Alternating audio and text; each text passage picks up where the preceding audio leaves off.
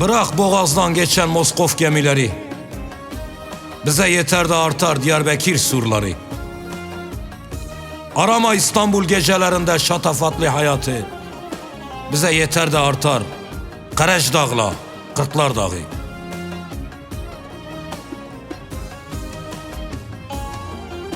Üzülme Mısır çarşımız yok diye. Dillere destandır Hasan Paşa hanımız. Dert etme çiçek pasajımız yok diye.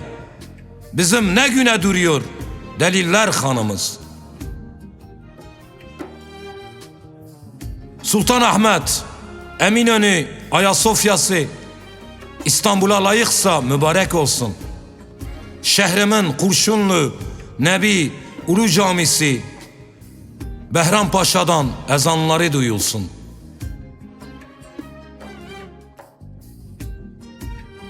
Bırak onların olsun kapalı çarşısı. Bana lazım değil İstanbul'un parası. Her gecesi rezil, tam baş belası.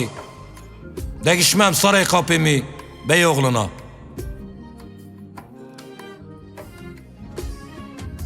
Aylar Eylül olsun, mevsim sonbahar. Bizim yine iyi kötü 10 gözlümüz var. Sanma ki İstanbul'da huzur var. Değişmem ben Hüseyin'i Samatya'ya. Kız Kulesi deniz kızı olsa ne yazar? İstanbul deyip geçme adamı bozar. Oltalara takılsın köprüde balıklar. Değişmem Dicle nehrimi Halicine. Aşefçilerim, kuyumcular çarşım var. Demirciler, kürsücüler, kazancılarım var. Benim kuşbazlarımla güvercinim var. Değişmem birini Kadıköy'le Eminönü'ne. Martılar denizde kısmet arasın. Marmara ismiyle tarih anlatsın. Gece alemleri yerlere batsın. Değişmem ofisi Aksaray, Laleli'ye. Bağdat Caddesi Kadıköy'ün olsun. Beykoz Üsküdar'ın sırdaşı olsun. Sevenlerin mekanı Çamlıca olsun. Bağları bile değişmem Osman Bey'e. Beyoğlu kalleştir tahtı yıkılsın.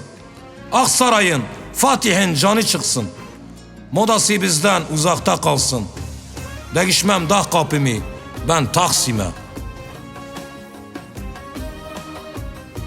Heybeli adasında ışıklar yansa da, Yeni Kapı'da tekneleri yol alsa da, Beşiktaş, Sarayburnu hoş olsa da, Melikahmet'i değişmem Bakırköy'üne.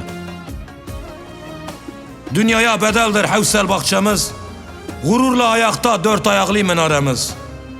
Meryem Ana, Sırp Gragos kiliselerimiz, ben değişmem vallah şehrimi İstanbul'a.